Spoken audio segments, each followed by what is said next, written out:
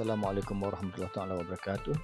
Bersama saya Cikgu Syahir Bahiran bin Hilmi untuk perkongsian mengenai pembangunan perisian Unity 2D dan 3D. Menggunakan perisian Unity, saya telah berjaya menghasilkan dua apps 2D iaitu TTS3 dan juga Fizik.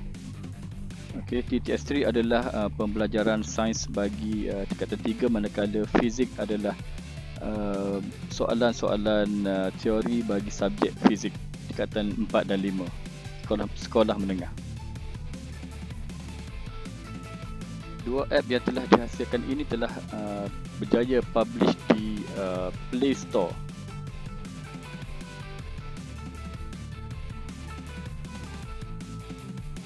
Saya juga telah berjaya menghasilkan perisian 3D di Steam, iaitu salah satu platform untuk pengkomersialan produk-produk PC game. Jadi tiga produk ataupun tiga app yang dihasilkan adalah Eksplorasi 3D yang telah diterbitkan pada tahun 2021, Eksplorasi 3D 2.0 pada 2022 dan yang terbaru adalah Renew at 3D pada tahun 2024. Jadi app-app yang telah dihasilkan ini ada diberikan secara percuma, free to play. Yang versi 3D ini adalah bagi permainan computer game lah. Jadi tuan-puan boleh tengok ataupun cari di Google untuk dapatkan address ataupun page di mana tiga-tiga perisian ini dipublish ataupun diterbitkan.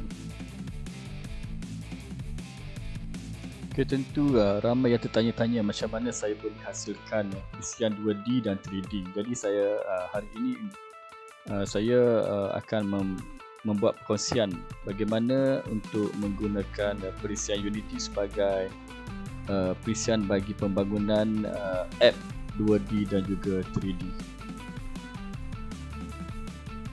Jadi untuk mempelajari tentang penggunaan perisian Unity, tuan-puan boleh pergi ke web Unity lah untuk game development dan juga untuk download dia punya perisian Unity seperti yang dipaparkan. Ini adalah page atau laman bagi Unity di mana tuan-puan boleh mendapatkan maklumat tentang pelbagai info mengenai Unity, macam mana nak download, macam mana tuan-puan boleh gunakan platform Unity sebagai pembangun sistem. Jadi kalau kita tengok bahagian untuk download ini, download Unity, di sini tempat yang di mana tuan-puan boleh download perisian, tapi perlu bermula dengan step by step lah, how to get started. Yang penting sekali tuan-puan mesti download Unity Hub untuk Windows dan juga install Unity Hub ke dalam komputer. Barulah kita akan dapat gunakan Unity Hub itu untuk create new project.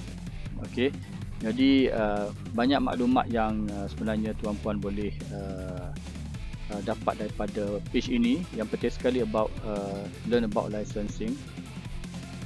Di sini sebenarnya kita dapat tahu macam mana license ataupun lesen diberikan kepada kita. Sebenarnya kita boleh gunakan Unity ni untuk Unity sebagai pelajar atau student ataupun Unity personal. Untuk Unity Pro ni perlu berbayar lah. Jadi yang saya gunakan adalah Unity personal, di mana kita boleh gunakan dia punya versi bagi ataupun editor secara percuma tanpa perlu membuat pembayaran dan memang boleh publish. Jadi untuk maklumat lanjut saya buka di sini. Ini untuk Unity personal. Kalau kita tengok di sini, dia start creating today with the free version of Unity. Personal Unity personal is for individual and small organization with less than 200k. Maknanya kita boleh kita boleh buat produk dan juga jual sehingga kita dapat 200k punya income, baru kita boleh kena upgrade kepada yang pro. Maknanya kalau kita menggunakan Unity Personal ini, kita boleh buat jualan, diberi license untuk buat jualan sampai kita dapat 200k US dollar. Bermakna lebih kurang 900,000 lah kalau berjaya jual lah produk itu. Lepas tu baru kita kena declare untuk menggunakan Unity Pro. Okay, jadi itu adalah perkara yang paling penting sekalian tuan-puan perlu tahulah untuk plan dan pricing untuk penggunaan software Unity.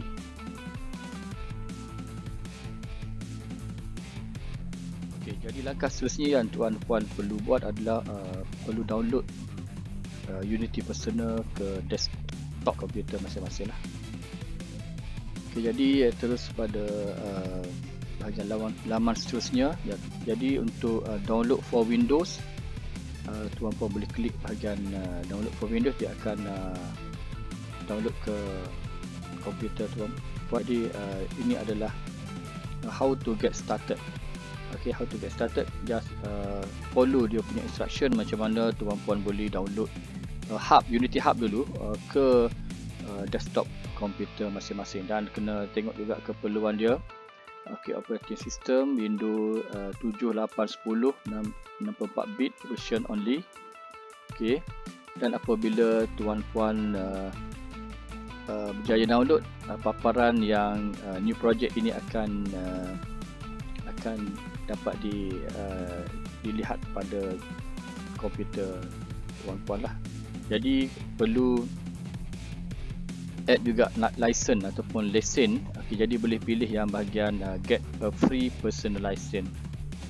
Okay, license, dan follow dia punya instruction supaya dapat dia punya license. Itu adalah tugas pertama yang tuan-puan perlu buatlah untuk install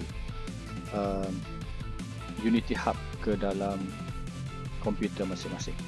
Okay, jadi saya harap setakat itu sajalah untuk pengenalan awal. Jadi tugas tuan-puan adalah untuk install Unity Hub ke dalam komputer masing-masing sebelum kita teruskan kepada episod seterusnya selepas ini. Okay, sekian, terima kasih.